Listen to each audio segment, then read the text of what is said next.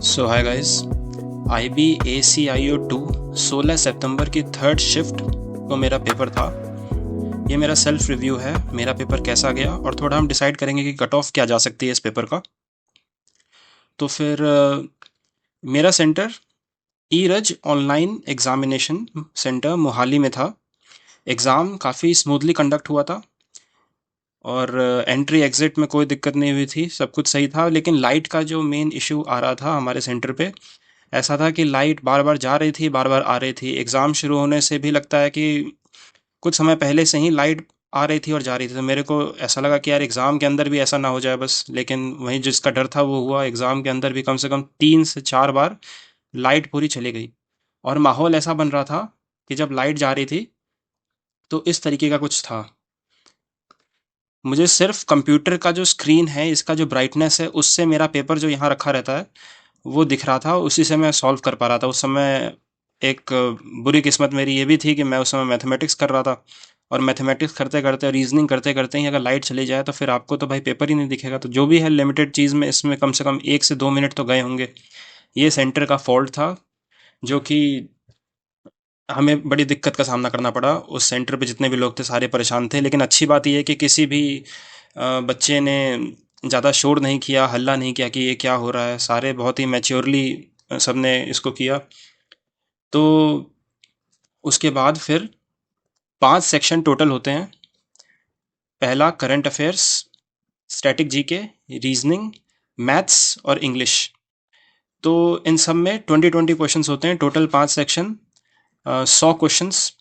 Current affair, जैसा कि हम सीजल की प्रिपरेशन कर रहे हैं तो करंट अफेयर्स पढ़ते नहीं है इतना, तो करंट अफेयर्स में ज़्यादा कर नहीं पाया। 3 सवाल ही हो पाए करंट अफेयर्स में। स्टैटिक जीके जो है वो स्टैटिक जीके जो है वो करंट उसका थोड़ा सीजल टाइप का आया था। इस बार थोड़ा इजी आया था पिछले बार के हिसाब से। स्टेटमेंट बेस्ड सवाल थोड़े से कम थे, वन लाइनर्स थे सवालों में।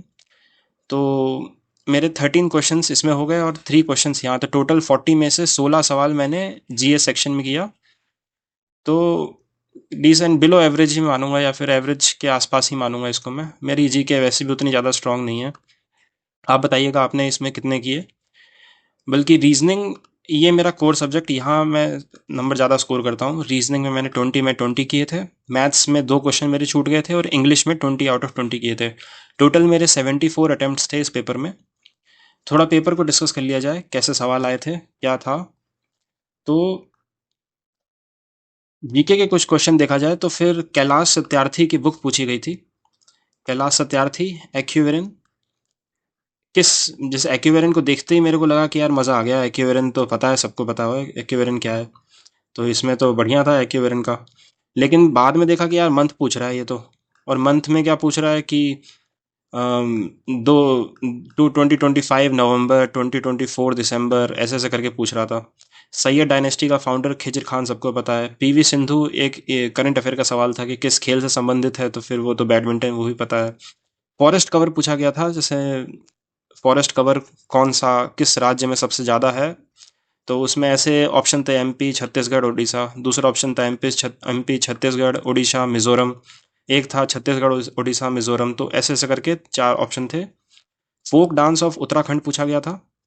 ज्योति ज्योति या राज, ये किस स्पोर्ट से संबंधित है। ध्यानचंद खेल अवार्ड्स।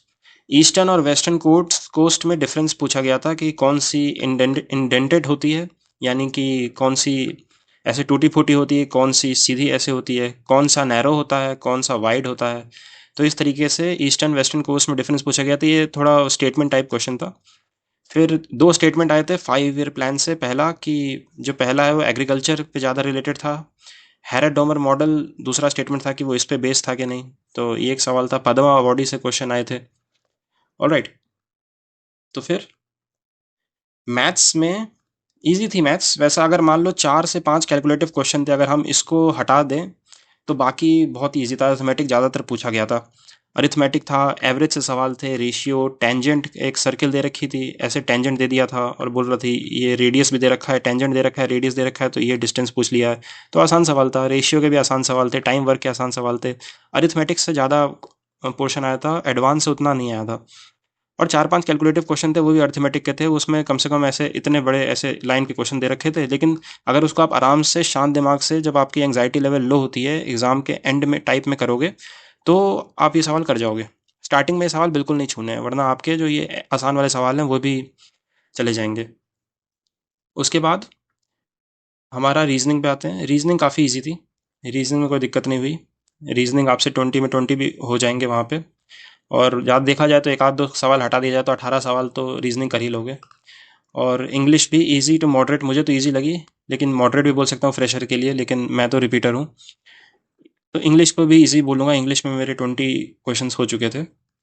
दूसरा कि 2024 को मैंने अटेम्प्ट दिया था, तो उसमें ऐसा रहा था कि मेरे 58 क्वेश्चन, मेरी ईजीएस्ट शिफ्ट थी, उसमें मैंने 58 क्वेश्चंस किए थे। और 58 क्वेश्चन ज़्यादा ही किए थे, लेकिन मेरे 58 मार्क्स आए थे। ठीक है।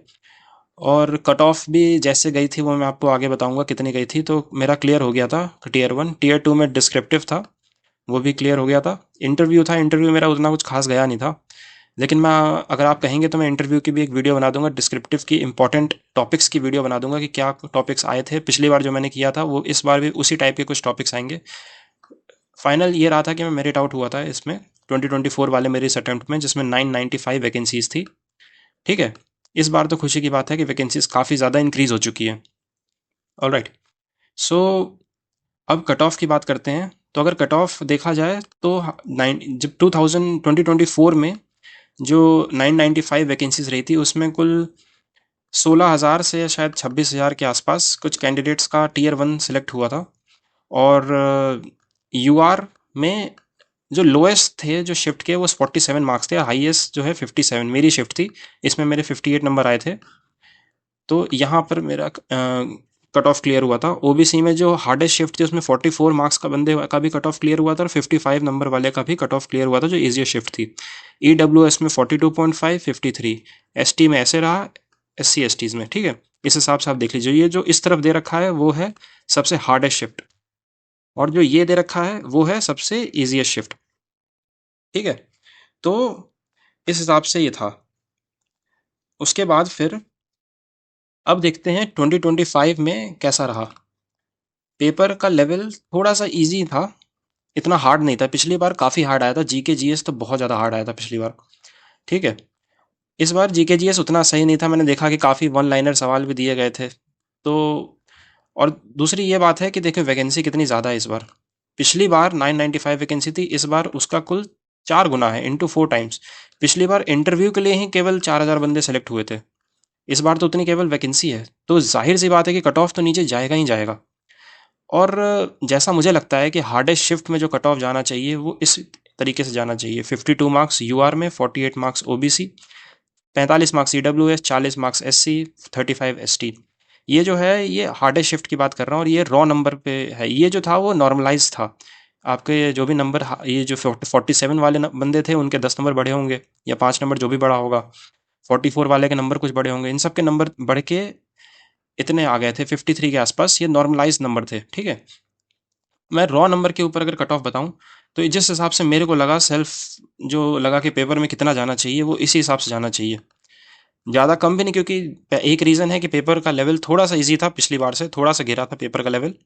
मैथ्स वैथ्स काफ़ी इजी थी, रीजनिंग इजी थी, इंग्लिश इजी थी, जैसा मैंने ऊपर बताया है। जीएस का तो क्या बताएं, जीएस में तो जिसने पढ़ा होता है उसके लिए, सबके लिए बराबर ही हो जाता है एक तरीके से। उस हिसाब से मैंने ये कट ऑफ बताई है। All right.